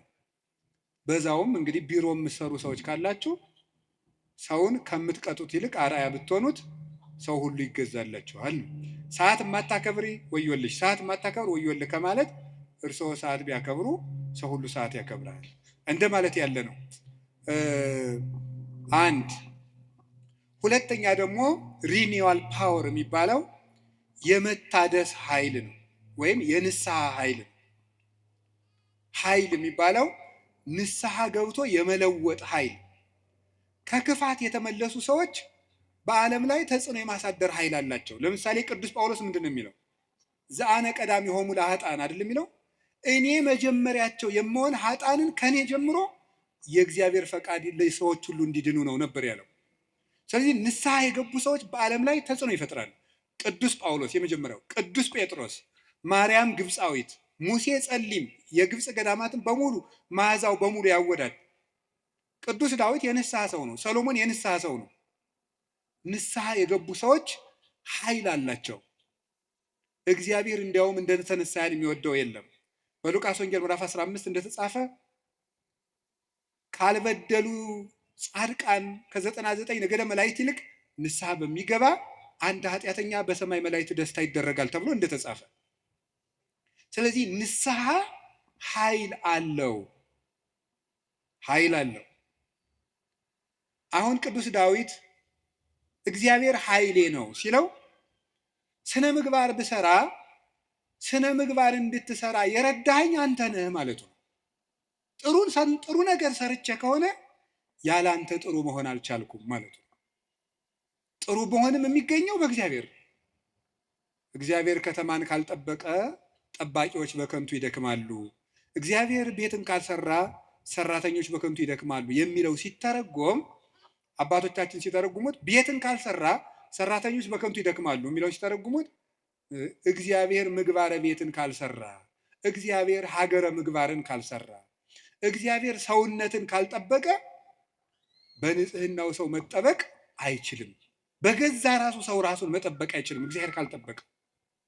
ስለዚህ መልካም ለመሆኔም አንተው ነህ ማለት ነው። ጥሩ ሰው መሆን የቻልኩት አንተ ረድተኸኝ ነው ማለት ነው። በንስሐ እንድነሳ ያበቃኸኝም አንተ ነህ። ከወደቅኩበት ጉድጓድ አውጥተህ ግን ሰው አድርገህ በሰው መሃል ያቆምከኝ አንተ ነህ ሲል የንስሐን ኃይል አንስቶ ተናገረ። ከቃሉ ጋር ናችሁ። እግዚአብሔር ከሁላችን ጋር ይሁን። ብዙ ንስሐ የገቡ ኃጥአን እንግዲህ የዮሐንስ ወንጌል ምዕራፍ 12 ላይ ያቺ ሽቱ የቀባችው ሴት አለች አይደለም? የሽቱ መዓዛ ቤቱን ሞላው ይላል። በጣም ሁልጊዜ ዓይኔን የሚስበኝ ንባብ ነው። የሽቱ መዓዛ ቤቱን ሞላ ይላል። ሊቃውንት ሲተረጉሙት ቤት የተባለች ቤተክርስቲያን ናት። ክርስቶስ ያለበት ቤት ቤተክርስቲያን ናት። ክርስቶስ ያለበትን ቤት ያቺ ሴት ያመጣችው ሽቱ ሞላው ማለት ምን ማለት ይመስላችኋል? የአንዲት ንስሐ የገባች ነፍስ ዝናዋ፣ ስነ ምግባሯ ቤተክርስቲያንን ሞላ። አሳዳጁን ጳውሎስ አይደለም እንዴ ተነስተን ቅዳሴ ላይ ቅዱስ ሐዋርያ ጳውሎስ ሰናየ መልእክት ፈዋሴ ዱያን ዘነሳይከ አክሊለ ሰአል ወጸልይ በእንቲአነ ያድኅን ነፍሳተነ በብዛ ሳህሉ ወምሕረቱ በእንተ ስሙ ቅዱስ የሚባለው እኮ አሳዳጁ ጳውሎስ ነው። የዚያች ሴት ሽቶ ቤቱን ሞላው ማለት ንስሐ የገባች ነፍስ መዓዛ ቤተ ክርስቲያንን ይሞላል።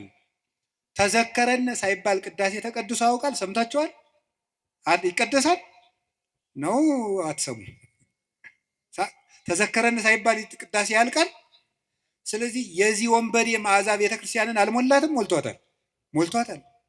በቀኝ በከመ ተዘከርኮ ለፈያታዊ ዘየማን በቀኝ የተሰቀለውን ወንበዴ እንዳሰብከው እኔንም አስበኝ። ሁልጊዜ የዚህ ወንበዴ መዓዛ ቤተ ክርስቲያንን ሞላት፣ ክርስቶስን ስለለበሰ። አዲያ ወንበዴን መልሶ በቤተ ክርስቲያን ዓመት ሙሉ ስሙ እንዲጠራ ላደረገ አምላክ አቤቱ ጉልበቴ ሆይ ንገሩኝ እወድሃለሁ መባል ይገባዋል። የኃጢአትን ሸክም ፈንቅዬ ወጥቼ በፊትህ እንድቆም ያደረግከኝ አምላኬ ሆይ ጉልበቴ ሆይ እወድሃለሁ። የእግዚአብሔር ቤተሰቦች ያለ እግዚአብሔር ጉልበት ካለንበት ኃጢአትን መውጣት አንችልም። አንዳንድ ጊዜ ሰይጣን ምን ሊለን ይችላል? አይ እንዲሆኜ ረክሼ ቤተክርስቲያን አልሄድም፣ እንዲሆኜ ረክሼ የጸሎት መጽሐፌን አልነካው፣ እንዲህ ባረኩበት እጄ እንዲህ በልኮ እንደው ይገርማቸዋል እኮ። ጸሎተኛ ለመሆን ምን ያስፈልጋል ቢሏቸው አንድ አባት መጸለይ አሏቸው። ጸሎተኛ ለመሆን መፍትሄው ምንድን ነው? ንገሩኝ እንጂ መጸለይ ነው። ወደ እግዚአብሔር ቤት ለመምጣት መፍትሄው ምንድን ነው? ወደ እግዚአብሔር ቤት መምጣት በሉ እንጂ ንገሩኝ እንጂ ወደ እግዚአብሔር ቤት ለመምጣት መፍትሄው ምንድን ነው? ጥሩ ሰው ለመሆን መፍትሄው ምንድን ነው? ከነ ክፋታችን መምጣት። ምክንያቱሳ የዮሐንስ ወንጌል ምዕራፍ 7 ላይ ጌታ ምን ብሎ ነግሮና እኔ ውሃ ነኝ። እስኪ ውሃ በሉ። የተጠማ ቢኖር ወደ እኔ ይምጣ ሲል እኔ ምንድን ነኝ ማለቱ ነው። ስለዚህ ወደ ወንዝ የሚሄድ ንጹህ ሰው ነው ያደፈ ሰው ነው? ንገሩኝ። ያደፈ ሰው ነው። እንዲያውም ካደፍን ነው ቤተክርስቲያን መምጣት ያለብን። ልንነጻ ነው የምንመጣው። ውሃ የሚቀዳ የተጠማ ሰው ነው? ጠጥቶ የጨረሰ ሰው ነው? የተጠማ ሰው። እንግዲያውስ ክርስቶስ ለእኛ ለተጠማ ነው ያስፈልገን። ለደረቀ ዛፍ ውሃ እንደምናጠጣው እንዳይደርቅ እንደምናጠጣው ደረቅ ለሆነችው በረሃ ለሆነችው ነፍሳችን የሕይወት ውሃ ክርስቶስ ያስፈልገን። ፍሬ ቢስ ለሆነው ቅጠል ብቻ ለሆነው ሰውነታችን የሕይወት ውሃ ክርስቶስ ያስፈልገን። መምጣት የሚያስፈልገን ለእኛ ነው። ጉልበቴ ሆይ እወድሃለሁ የምንለው በእግዚአብሔር ጉልበት እንጂ ሰው በጥረቱ ብቻ ከኃጢአት ሊወጣ አይችልም። ምዕመናን እንደዛ ነው የምነግራችሁ። ክርስቶስ ካልጠራን በቀር እውርነታችን አይለቀንም። ማርያም መግደላዊት እኮ ጥርጥሩ እንደያዛት እንዲሁ አትክልተኞች ወስደውት ይሆን እያለች በኋላዋ ማርያም ብሎ ድምፁን ሲያሰማት ነው ፊቷ የበራላት። መድኃኔዓለም ሲጠራን ነው ልባችን የሚበራው። እንዲጠራን ደግሞ ሁልጊዜ መምጣት አለብን። እሱ ጉልበት ሲወጠን ነው የሚወጣው። ቅዱስ ጴጥሮስ ወደ ውሃው ሲሰጥም አቤቱ እንዳልሰጥም አድነኝ አለው። ጌታ እጁን ሲልክለት ምዝዝ ብሎ ወጣ። ካለንበት ጉድጓድ የምንወጣው እግዚአብሔር ጉልበት ሲሆን ነው። ጉልበቴ ሆይ እወድሃለሁ የምንለው ከዚህ የተነሳ ነው። የእውቀት ኃይል የሚባል አለ። እስቲ የእውቀት ኃይል በሉ ንገሩኝ እንጂ። ስለዚህ ቅድስና ለሰሩት ለእነ አቡነ ገብረ መንፈስ ቅዱስ ጉልበታቸው ማን ነው? ንገሩኝ እንጂ። አቤት አቡነ ገብረ መንፈስ ቅዱስ 562 ዓመት ምግብ ሳይበሉ ኖረዋል። ውሃ ሳይጠጡ ኖረዋል። እግዚአብሔር አስችሏቸው ምንም ሳይበድሉ እንደ መልአክ ንጹሕ አእምሮ ነበራቸው እሳቸው። ስለዚህ ምን ብለው ይዘምራሉ? አቤቱ ጉልበቴ ሆይ። ደግሞ እኔና እናንተን የመሰሉ ሀጣንም ደግሞ አሉ። ማርያም ግብፃዊት አለች። ኢየሩሳሌም ስትሄድ በግብፅ አመንዝራ ኢየሩሳሌም ስትሄድ ደግሞ የምታመነዝርባቸው ወንዶች ልታገኝ ነው ሄደችው። ሰዎች ኢየሩሳሌም ሊሳለሙ ሲሄዱ መርከቡ ውስጥ መሳፈሪያ ሳንቲም አልያዝኩም፣ ክፈይ አልከፍልም፣ እኔ ከፍላለሁ እንዴ ከፈለክ ከኔ ጋር ተኛ እያለች ሰውነቷን ለመርከብ ዋጋ የምትሸጥ ሰው ነበረች። እሷ ሰው ሁሉ ወደ መቅደሱ ሲገባ ደጅ ላይ ያለ ስዕል ግን እሷን ይገፋት ጀመር በኃይል። ቆማ ስታለቅስ የእመቤታችን ስዕል አየቻት። ወደ መሐሪው ልጅሽ ንገሪልኝ አለች። ከዚያ በኋላ እንድትገባ ተፈቀደላት። ወደ ዮርዳኖስ ማዶ ሂጂ፣ በዚያም ለነፍስሽ ረፍት ታገኛለች። ሄደች። ቤተ መቅደስ ውስጥ ቤተክርስቲያን ለመግባት ቅጥሩን ለመግባት ጉልበት ያልነበራት ግብፃዊቷ ዘማዊቷ ማርያም ክርስቶስ በምሕረት እጁ ከነካት በኋላ ግን ምን ሆነ? ቅዱስ ዞሲማስ ሲሄድ ከመሬት አንድ ክንድ ቆማ ስትጸልይ ነው ያገኛል። እንደዚች ያለችው ኃጥአንም አቤቱ ጉልበቴ ሆይ እወድሃለሁ። አገርን ከማሸነፍ ልማድን ማሸነፍ ይበልጣል። ክፋትን ቆርጦ መጣል ከባድ ነው። ሰንሰለትስ ወይ ቆርጠው ይጥሉታል፣ ወይ ፈልቅቀው ይጥሉታል፣ ወይም ደግሞ ያሰሩ ሰዎች ተመልሰው በሌላ ቀን ይፈቱታል። የኃጢአት ሰንሰለትን ግን እግዚአብሔር ካረዳን መፍታት አይቻልም እና ለዚህ ነው ቅዱስ ዳዊት ጉልበቴ ሆይ እወድሃለሁ ያለው። ለንስሐም ጉልበታችን እግዚአብሔር ነው፣ ለንጽህናም ጉልበታችን እግዚአብሔር ነው፣ ለእውቀትም ጉልበት እግዚአብሔር ነው። የእውቀት ኃይል የሚባለው እሱ ነው። እውቀት ባዶውን ሲነገር ኃይል የለውም። አንዳንድ ጊዜ ይህንን እኔም አስባለሁ። እውነት ለመናገር መቼስ ተያይዘን ከምንጠፋ አንዳችን ተናጋሪ አንዳችን ሰሚያን እንተጋገዝ ተብሎ ነው እንጂ እውነት ለመናገር እኔን የመሰለ ሰው እዚህ ቁሞ መስበክ አልነበረበትም። መስበክ ያለባቸው እንደነ ቅዱስ ዮሐንስ አፈወርቅ ያሉ ቅዱሳን መምህራን ነበሩ። ፍጹም አባት ነበር መስበክ የነበረበት። ቅዱስ ባስልዮስ ዘቂሳርያ ሲያስተምር ከአንደበቱ የሚወጣው የእግዚአብሔር ቃል እንደ እሳት ላንቃ እየተቆረጠ በምዕመናን ትከሻ ላይ ሲያርፍ ይታይ ነበር። ቃሉ ከመነገሩ የሰሚዎቹ መለወጥ ይቀድማል። ይሄ የእውቀት ኃይል ነው። እውቀት ኃይል የሚያገኘው አብዝተው ስላጠኑት ብቻ ሳይሆን እግዚአብሔር አብሮ ሲቆም ነው። እና እውነቴን ልንገራችሁ፣ አብዝታችሁ ጸልዩልን፣ ቆመን እንዳናበላሽ እንዳንጠፋም የምንናገረው ኃይልም እየመጣ በእናንተ ላይ እንዲለውጥ ብቻችን እንዳንቆም እግዚአብሔር አብሮን እንዲቆም የእውቀት ኃይል የሚባለው እሱ ነው። ቅዱስ ጎርጎሪዎስ ዘኑሲስ የኑሲሱ ጳጳስ ጎርጎሪዎስ ሀገረ ስብከት ላይ ሲመደብ ጥቂት ክርስቲያኖችና ብዙ እምነት የሌላቸው ነው የነበሩት። እሱ ካስተማረ በኋላ ደግሞ የማያምኑት ቁጥር የቀድሞዎቹ የክርስቲያኖችን ቁጥር አክሎ ክርስቲያኖች ደግሞ የቀድሞዎችን ኢአማንያን ያህል በዝተው ነበር ይባላል። ብቻውን ሙሉ አውሮፓን የለወጠው ኃይለ መንፈስ ቅዱስ ያደረበት ብቻውን አንድ ጳውሎስ ነበር ክርስቲያን ያደረገው መጀመሪያ። ለዚህ ነበር የመንፈስ ቅዱስን ኃይል በመግለጥ እንጂ በቃላት ማባበል አላስተማርኳችሁም ይላል ቅዱስ ጳውሎስ። ጆሮአችሁ ይሰማል? የመንፈስ ቅዱስን ኃይል በመግለጥ እንጂ በቃላት ማባበል አላስተማርኳችሁም ያለ ቅዱስ ጳውሎስ። ስለዚህ በእግዚአብሔር ኃይል መጣው እንጂ ቃላትን በማሳመር አልመጣሁም የሚለው ለዚህ ነው። ኃይለ እግዚአብሔር ለእውቀት ያስፈልገዋል። ብቻቸውን ሀገር የሆኑ ሰዎች አሉ፣ ከእውቀታቸው ላይ እግዚአብሔር ቁሞበት።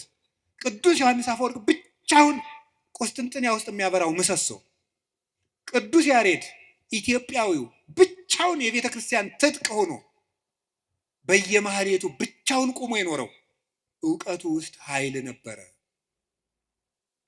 አንቀጸ ብርሃንን እኮ አክሱም ጽዮን ውስጥ ገብቶ ሲጸልይ ቅዱስ ያሬድ ከመሬት አንድ ክንድ አፈፍ ብሎ ቁሞ ነበር። የዚህ ምሰሶ የዚህ ብርሃን የቅዱስ ያሬድ ብርሃን በማህሌቱ ይኸው 1418 ዓመታትን እዚህ ያለው እዚህ ቤተክርስቲያን ውስጥ የእውቀት ኃይል የተጫነው እውቀት፣ ነጠላ ያልሆነ እውቀት፣ ብልጣብልጥነት የሌለው እውቀት። መማር ማለት ስማርት ቲንኪንግ አይደለም። መማር ማለት ሰው መሆን ነው። ሰው እንድንሆን ጸልዩልኝ። ሁላችንም እግዚአብሔር ሰው ያድርገን እና እንደ ቅዱስ ጳውሎስ ያሉት ብቻቸውን ቁመው ሺህ ቤተ ክርስቲያን የሆኑት መምህራን አቤቱ ጉልበቴ ሆይ እወድሃለሁ ቢሉት የተገባ ነው። ሌላው የመከራ ኃይል አለ። እስቲ የመከራ ኃይል በሉ። ስንት ኃይል ነገርኳችሁ? ምንድን? አይ ተመስገን እንደው በሉ። እሺ የሥነ ምግባር ኃይል በሉ። ሌላስ? የእውቀት ኃይል። ሌላስ? አቤት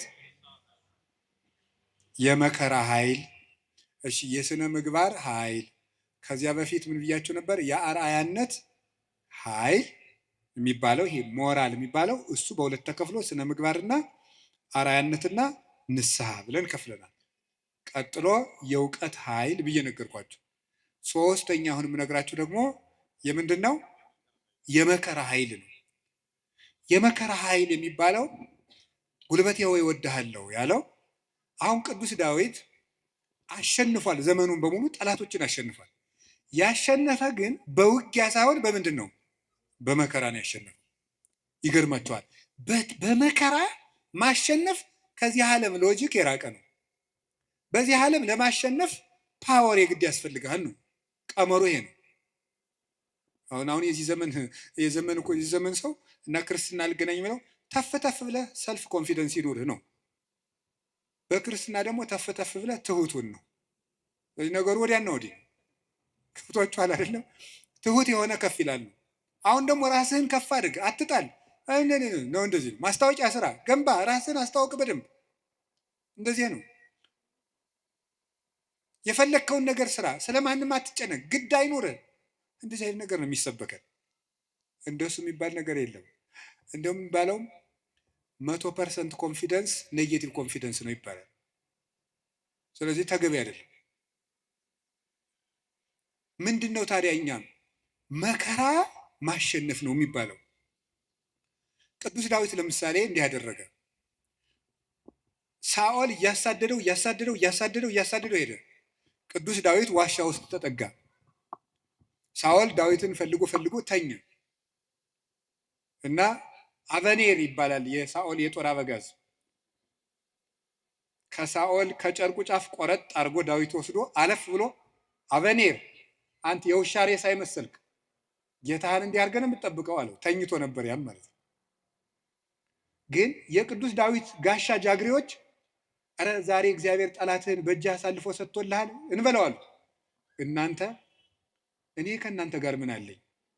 እግዚአብሔር በቀባው ላይ እጄን አላነሳም አለ። እና አባቶቻችን እንዲያውም ትልቅ መከራ ሊገል የመጣ ጠላትን እጅ ላይ ጥሎ ምሮ መስደድ ነው ይላሉ። ይሄ እኮ የልብ መከራ ነው። እናንተ አሁን ታደርጉታላችሁ?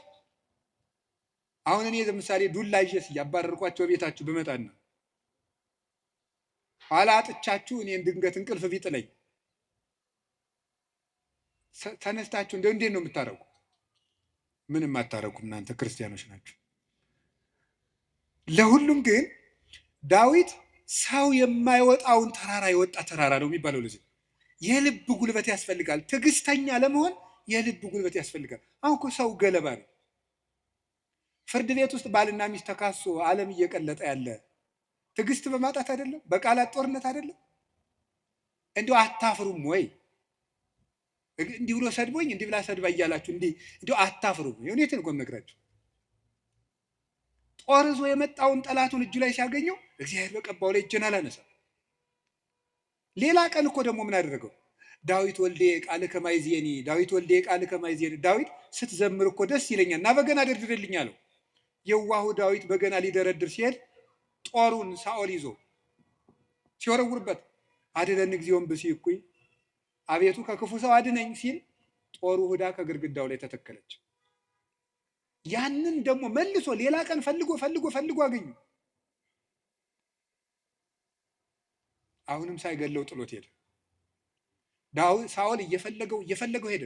ዳዊት ግን ይላል ለይግቡ ድኅሬሆሙ ጸላእቴ፣ ጠላቶቼ ወደ ኋላቸው ይመለሱ ይላል። ሳኦል መንገድ ጠፍቶት ተመለሰ። ደክሞ ማሸነፍ የእግዚአብሔራዊነት። ከዛ ምን አደረገ? ጎልያድ በመጣ ጊዜ ዳዊት በሰይፍ ነው ያሸነፈ በጠጠር? እስኪ ንገሩኝ። ስለዚህ የዳዊት ጉልበት ሰይፍ ወይስ እግዚአብሔር? ንገሩኝ እንጂ። ጠጠሯ ናት ያሸነፈች ወይስ የእግዚአብሔር ስም? የእግዚአብሔር ስም ከተጫናት ጠጠርም ኃይል አላት። እግዚአብሔር ከሌለው ግን ሰይፍም ያስገድላል። ጎልያድ ሰይፍ ይዞ ሄደ፣ ዳዊት እግዚአብሔርን ይዞ ሄደ። ከዚያ በኋላ ስም ወረገመኒ በአማልክት ይሁርኩሳል፣ በረገሙ ጣዖቶቹ ረገመኝ። ዋን ሳይኩ ሰለስተ አይባነ ውስተ ፈለግ፣ እኔ 3 ድንጋዮችን ከባህር አነሳው።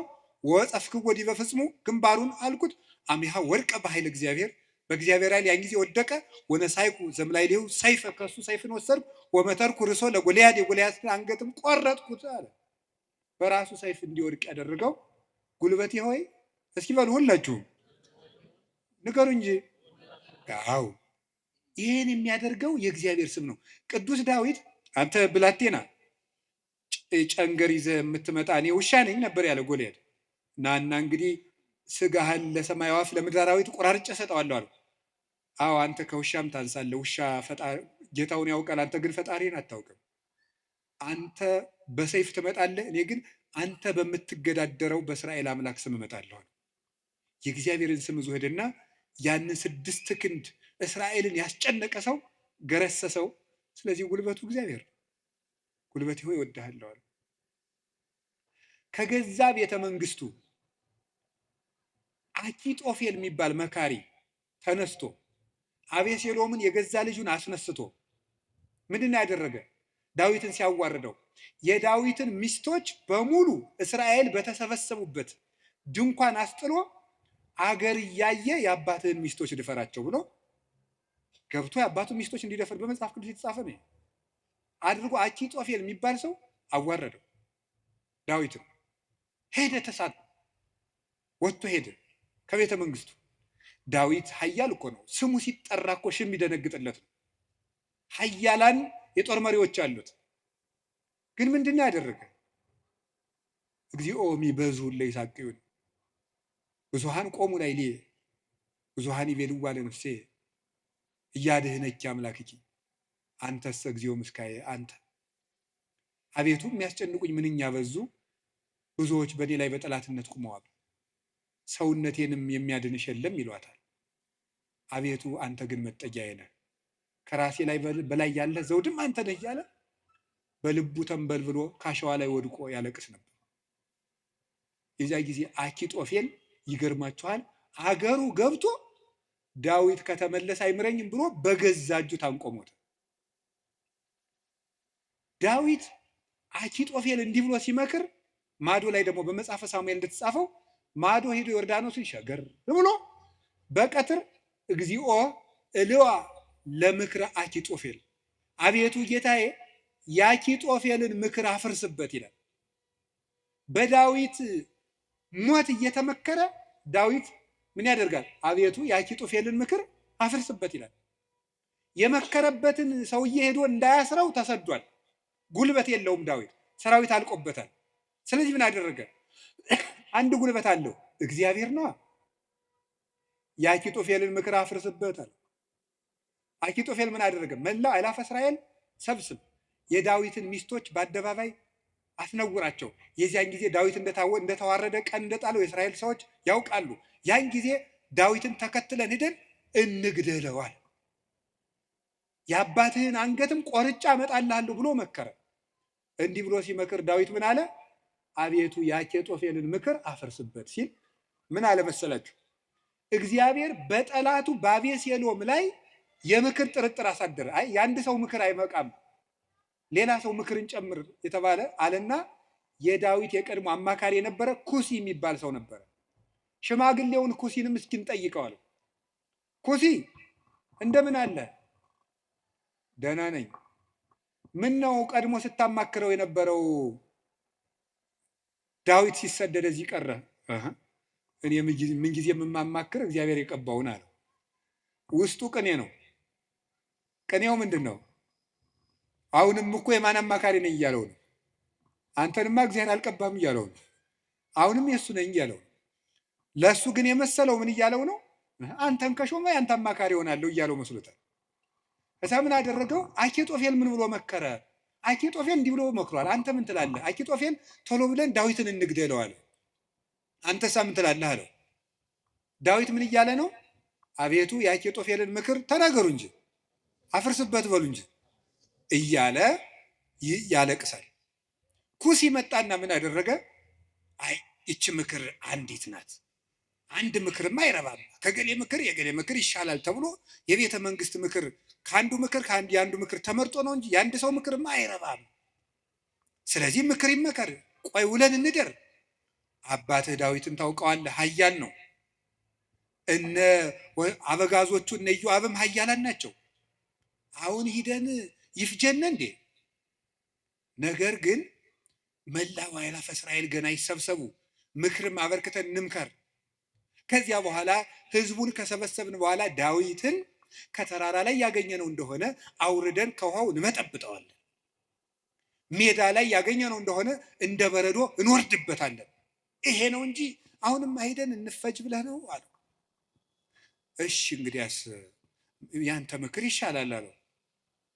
በጎን ምን አደረገ? ኩሲ ዳዊትን በዚህ ባጠገብ አትደር፣ ዮርዳኖስን ተሻገር፣ ሊገልህ ሊመጣ ነው አለ። ዳዊት ይህን ሰምቶ ተሻግሮ ሄደ። ከዚህ በኋላ ምን አደረገ? ተሻግሮ ከሄደም በኋላ አቤሴሎም እሱ አባቱን ተከትሎ ሊገል በሰረገላ ሆኖ በጫካው ውስጥ እያሰገረ ፈረስ ሲሄድ ፀጉሩን አሳድጎ ስለነበረ ፀጉሩ ከዛፍ ላይ ተንጠለጠለና ሞተ። ዳዊት ግን ፈረስ ላይ አልወጣ፣ ምክር አላማከረ።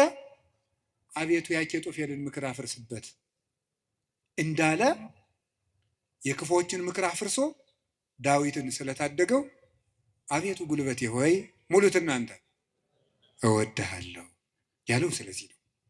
እግዚአብሔርን መውደድ እንዲህ ያለ ጉልበት ይሰጣል። ሲሰድበው እንኳን ሳሚ ወልደየራ የሚባል አንተ የውሻ ሬሳ ሳይመስልክ፣ መቼም ሰው የዚህ ዘመንም ሰው እንኳን እንደዛ ሳይመስል አይቀርም። አሽቃባጭነት ይበዛዋል። ማለት ምን ማለት ነው? ሁላችሁንም አይደለም፣ እነማንም እንደሆነም አላውቅም። ዞሮ ዞሮ ግን ባለስልጣንን ሲሻር መሳደብ እናውቅበታለን ነው ለማለት የፈለግኩት። ሲሾም ትንፍሽ የለም። ሲሻር ስለ አፄ ኃይለ ሥላሴ ነውር የሚወራው በደርግ ዘመን ነው።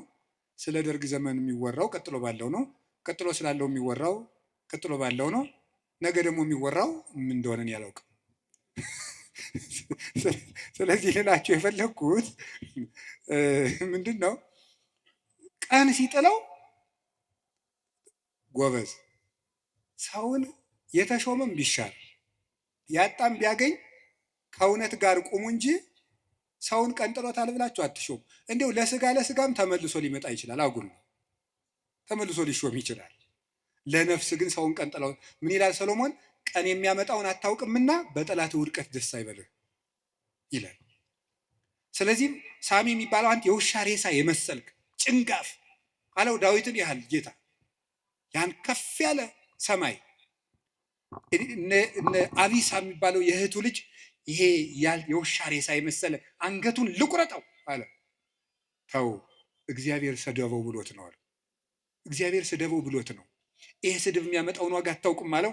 ዳዊትም ጠላቶቹ ሁሉ ጠፍተው መልሰው ዘመኑ ተመልሶለት ቤተ መንግስቱ ገብቶ ፈጣሪውን አገልግሎ ዘመነ ቅዱሳንን ተጉዞ የእግዚአብሔርን እረፍት አረፈ።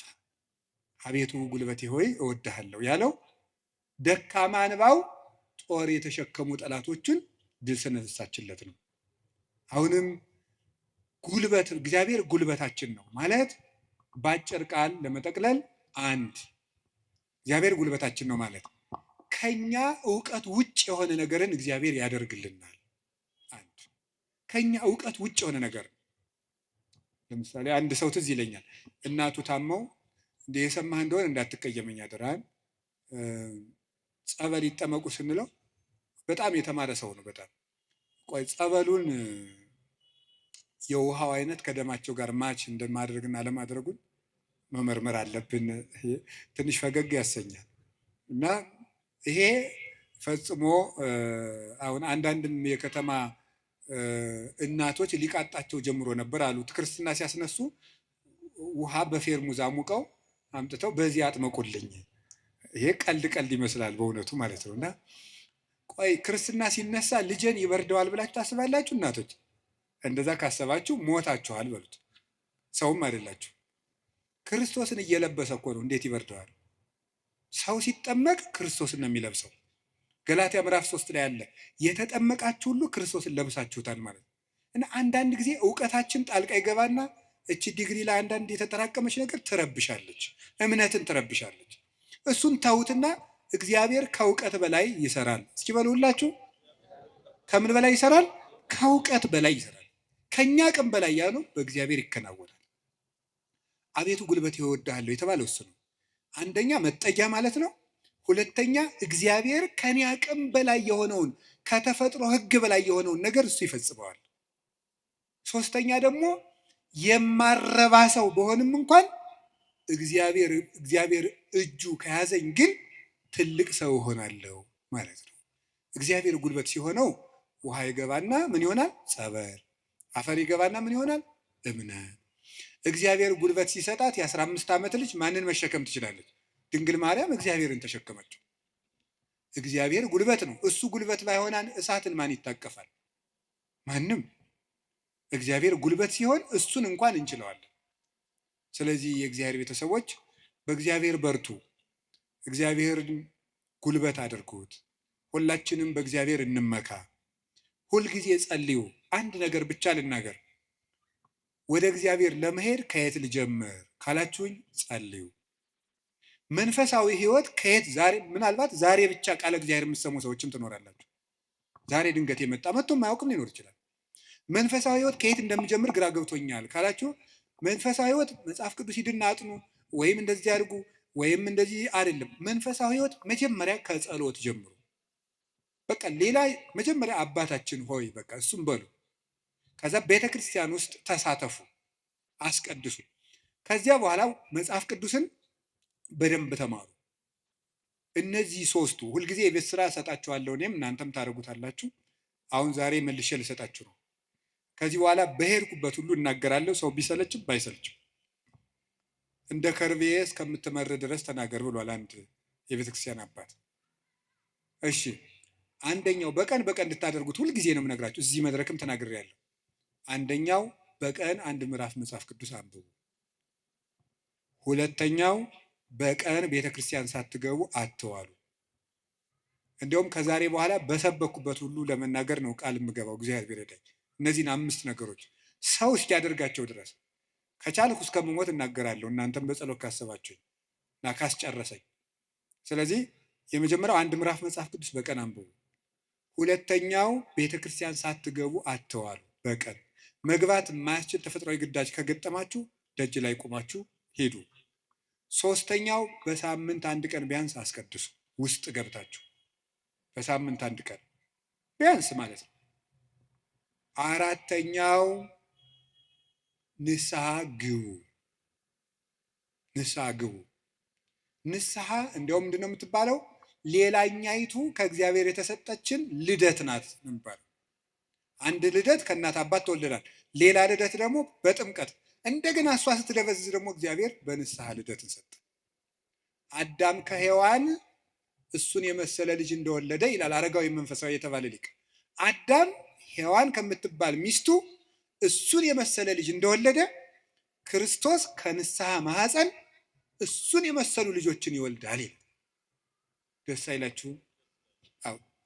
እዚያ ንስሐ ማህፀን ውስጥ ገብተን እንደገና ክርስቶስን የመምሰል አባታችን እግዚአብሔርን የመምሰል እድል አለን። እሱ የመንፈስ ቅዱስ ጉልበት ስለሆነ ነው አቤቱ ጉልበቴ ሆይ እወድሃለሁ እንድንል የፈለግኩት። ንስሐ ግቡ።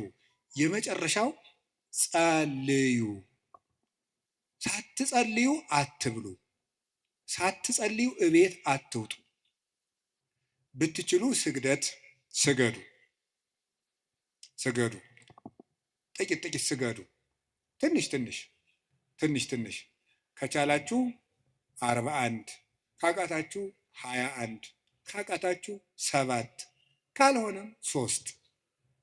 ይኸውላችሁ እኛ ለእግዚአብሔር ስንሰግድ ሰይጣን ከኛ እግር ይወድቃል። ሰው ለእግዚአብሔር ሲንበረከክ የሚያንበረከኩት ከሱ ስር ይንበረከካሉ። ዳዊት ለእግዚአብሔር ይንበረከካል፣ እግዚአብሔር የዳዊትን ጠላቶች ለዳዊት ያንበረክካል። ቀመሩ ይሄ ነው። እኛ ለእግዚአብሔር እንበረከክ፣ የሚያንበረክኩንን አጋንንት ደግሞ እግዚአብሔር ያንበረክካቸዋል። ሰው ለእግዚአብሔር ሲንበረከክ ትልቅ ነገር ነው። ስለዚህ ጥቂት ስግደት በቀን ስገዱ፣ ጸልዩ፣ ጸሎት አታቋርጡ። ለጸሎታችሁ ደግሞ ቀመር አታብጁለት። ማለት ምን ማለት ነው? ዛሬ ንጹህ ነኝ ልጸልይ፣ ዛሬ ረክሻለሁ አልጸልይም። በቃ ሁልጊዜ ዝም ብላችሁ ጸልዩ፣ ሁልጊዜ ጸልዩ። ይህን ያደረግን እንደሆነ እግዚአብሔር ጉልበት ይሆነናል ልላችሁ ፈልጌ ነው። መድኃኔዓለም ለሁላችንም ጉልበት ይሆነን። የትንሣኤውን ብርሃን ለሀገራችን ያብራልን። የጨለመብንን ነገር ሁሉ በትንሣኤው ብርሃን ያርቅልን። ለተጨነቁ ሁሉ መድኃኔዓለም ሰላምን ይስጥልን። አቤቱ ጉልበቴ ሆይ እወድሃለሁ። ወስብሐት ለእግዚአብሔር።